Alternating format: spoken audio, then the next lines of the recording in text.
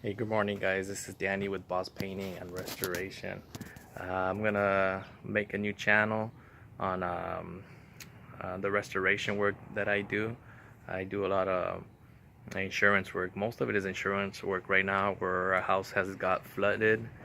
A company has came in, extracted all the water, and now it's drying. You know, a lot of times they demo a lot of the stuff, the kitchen, the doors, casing, drywall, and everything's got to get rebuilt or put back. So I'm not the contractor that deals directly with insurance. I'm the subcontractor. The general contractor gets the job and subs it out to somebody like me that just specializes in doing the restoration part. And those budgets are really tight on insurance, to a point where if you don't hustle, you really don't make any good money. So on drywall, especially on drywall and paint, you have to be like very fast. uh, Customers have high expectations, from the beginning. They already think it's not going to look right. You're going to see the patch, which I understand, because I go into a lot of homes and you see the patch, you can see it, and it's just, I mean, it looks awful. So it's a big concern for them. So how do I do it? I've been in the business since 2003, and I'm still doing insurance work as a subcontractor. And how do you turn around those jobs so quick? Manipulate the hot mud, which is like this stuff. How do you manipulate this stuff, the 520 and 40? So you just keep moving the job forward, keep pushing it, so you can finish it. And I'll give you an example. Like, say I have a ceiling in a bathroom that the whole ceiling has been cut out, like maybe like a 5 by 6. Uh, and say I gotta hang that, I gotta tape it, I gotta texture it. And well, a job like that for an insurance job has to be done in 2 days, like max, a day and a half. So say the first day, that whole ceiling has to be hung, it's gotta get taped, it's gotta get textured. That's including all the protection you have to do, clean up, that way you have that dry time, and you can come back the next day and prime and paint the whole bathroom. So to make money like that, you can't go over 12 hours.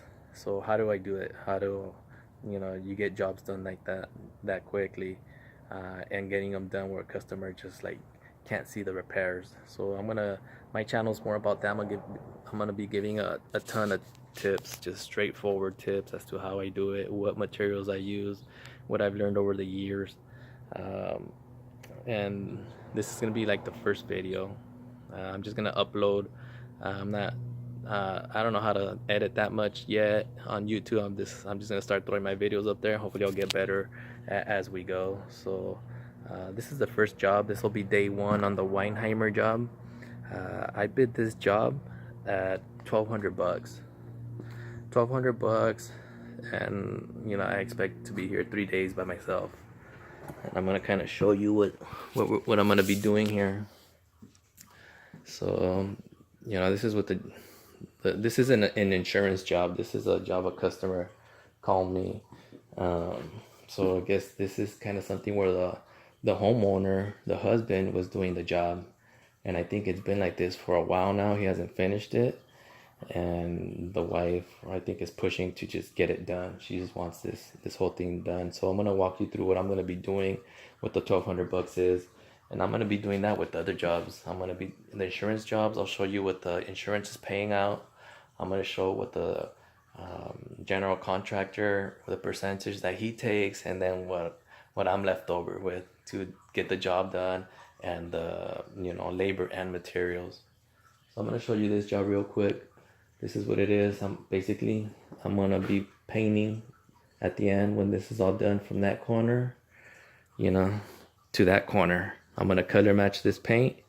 I need to finish all this, finish installing the bullnose, all that. Do something with all this. I think, once again, there was some type of repair done here. That's just a bad patch job. I think they had something here that just covered it up. So I'm gonna repair that for them. I hadn't even seen that because they had something here, but finish the bullnose. I can show you why he didn't finish here. You can see the way he hung this. it should look like this, where you can get the bullnose here. This is the way the drywall should be, here and here. You know, you can see how he did something here. I don't know why he pushed this out, but now the bullnose isn't gonna fit here. So I'm gonna see what I'm gonna do with that to fix it. I might end up just, you know, cutting this out more and putting another piece of drywall up to here the way it should, and then I can do my bullnose, but I don't know yet. Once I get going, I'll figure it out. So let's do all this. You know, there's no texture on the walls, nowhere here. It's smooth walls, so that's a little bit more work, and then a lot of sanding. I don't do any dry sanding, but on smooth walls you have to get the best finish, the smoothest. If it had any type of texture, I would not do any dry sanding, no dust at all. But you know, this is a little bit more detailed work. So it's this. In here, all I'm gonna do is install baseboard for him, fix that, repair, finish the trim right here, finish that trim up there, finish the baseboard, and then I'm gonna paint just the door casing, you know, and trim. I'm not painting any baseboards. Right here, I'm just gonna leave it paint ready. I told them no painting in this area. So when they paint down here, they can just, you know, I'll sand it for them and just leave it ready for paint. And then you have this powder room. I mean, it looks like he hung all the drywall, and he started to tape. He did tape it and did sanding, but you know, all his tape marks here, you can see where he kind of just burned. You know, he burned through the paper. If you were to try to paint this, you would see all the tape on all the corners, you know. So this room, I think I'm just gonna skim coat the whole thing. So I'm not like trying to fix detail here, a little bit here, there. I'm just gonna butter this whole thing completely, be done, you know, and tomorrow just sand it or prime it. You know, this door also get painted. So this room right here, after I've been all drywall, I am gonna sand it. I'm gonna prime it with a PVA primer, and then paint ceilings, walls. You know, I'm gonna do the window trim here. Also prep it, paint it, and then, you know, I don't know what he's got going on down there, but I'm sure he's gonna do like a big baseboard to cover all of that up.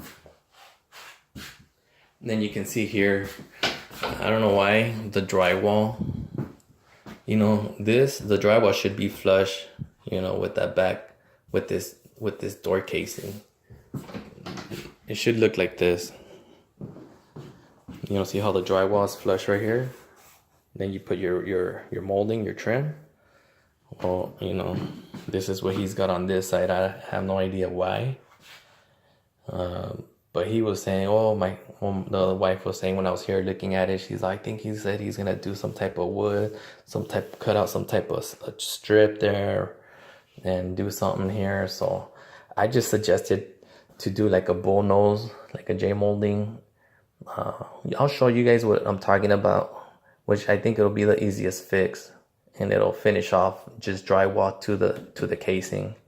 And like I said, I'll show you how I did that, you know, on day 2. You know, I think it's the easiest fix. So that's the project. It's, you know, like I said, it's 9 o'clock already, day 1. I'll do day 2, see how far I got. Hopefully I can knock this out in the 3 days.